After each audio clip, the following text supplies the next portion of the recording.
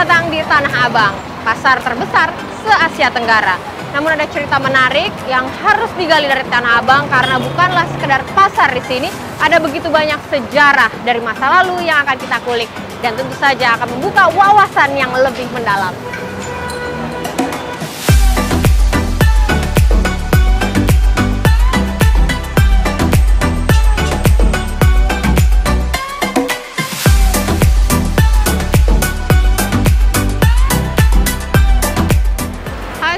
Hi Retna, nice to meet you. Nice to meet you.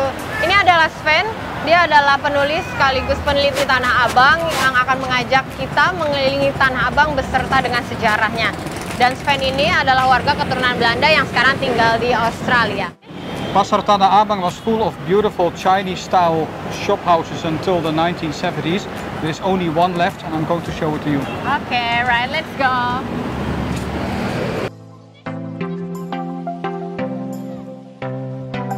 Awal abad ke-19, kakek buyut Sven tinggal di Tanah Abang.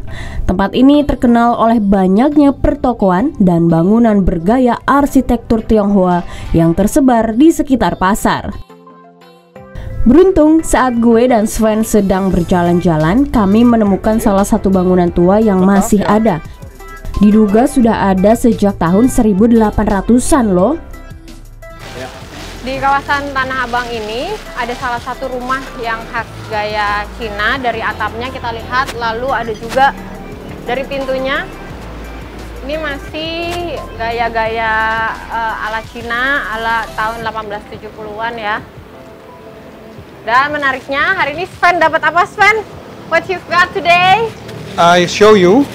We found here at the Chinese. It's amazing that you can find it in Tanah Abang today.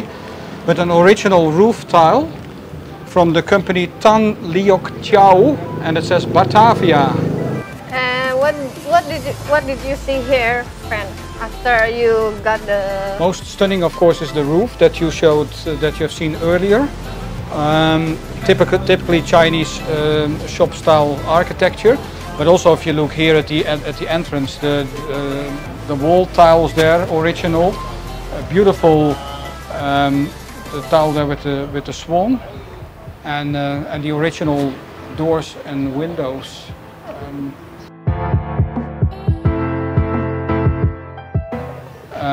But it's also fascinating to see that you notice the original red bricks. Red bricks. So it's pretty.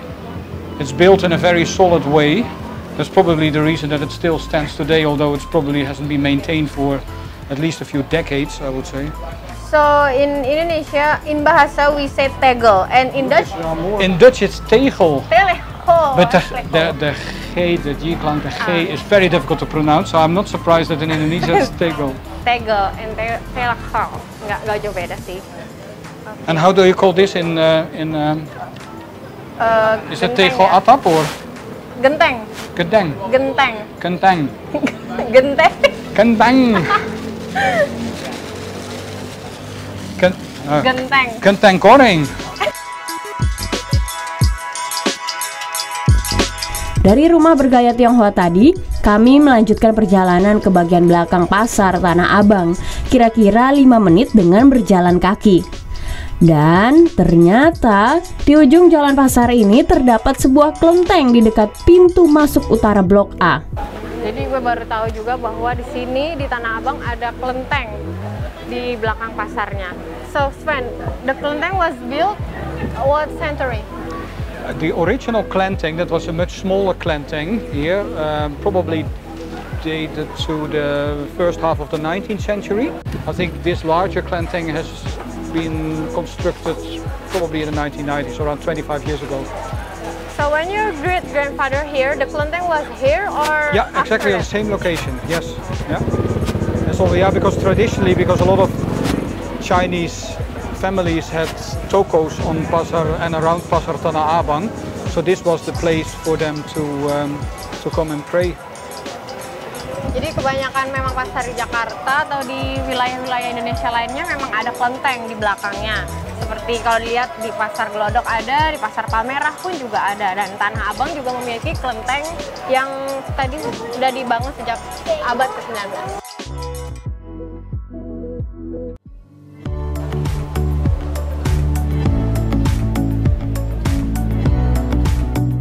Sambil jalan-jalan mengelilingi area Tanah Abang, Sven bercerita tentang keadaan pasar waktu di zaman kakek nenek buyutnya dulu.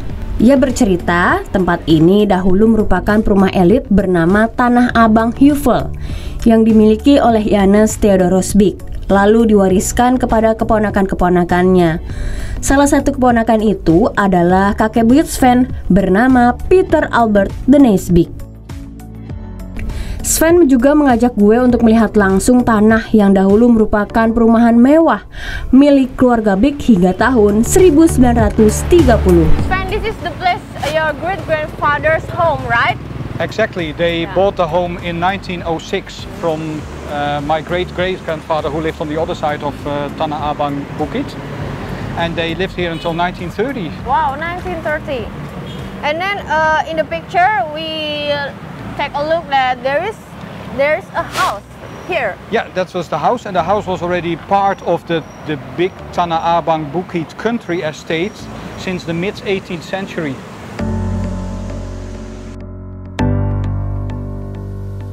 With the seating here, and then basically where the pedestrian path in front of the Bank Jasa Jakarta goes up there, that was basically the same entrance as where you would enter the front gallery of the house. So from there in the front gallery you would have a seating there that was formal seating if they would receive guests, and from there you would go into the inner gallery and a bedroom, and there was a kamar duduk and a kantor inside, and then behind that was the back gallery. So that, and basically in the building, and they were watching the whole scenery here in front. So that was Tanah Abang Bukit all the way to Pasar Tanah Abang.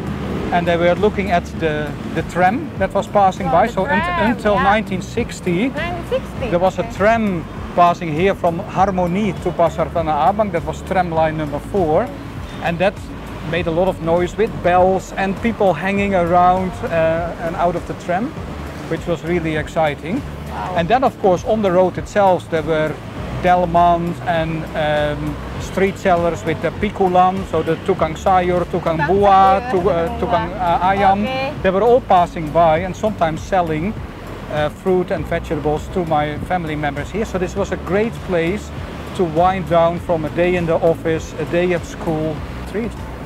So your great-grandfather sit here and enjoy the cup of tea, the cup of coffee, and then enjoy the landscape of Tanah Abang. Yes, exactly. And between 1906 and 1930. And sometimes, because a lot of Chinese people lived here in this area, because a lot of Chinese people owned the tokos on Pasar Tanah Abang.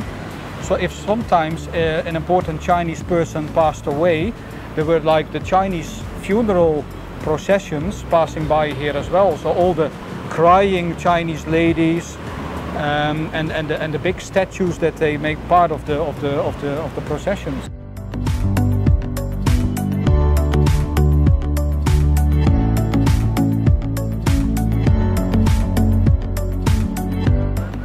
Sven, you have another photo right here. Is it your great-grandfather photo? Which one? This is my grandfather sitting on the grass near the main entrance of the Tanah Abang Bukit country estate. This was taken in 1927, just before he married my grandmother. Okay. Shall we go there? Yeah, let's go there. Mau tahu kelanjutan dari cerita kakek buyut Sven, seorang juragan di Tanah Abang? Nantikan episode selanjutnya. Where are you going? There is an old Chinese shop house. Wait. Okay. You're direct there. Okay. Not there. So, yeah. So there's only one left, and we're going to show it. Sorry, Okay. no, again. Akan bersama gue. Sorry.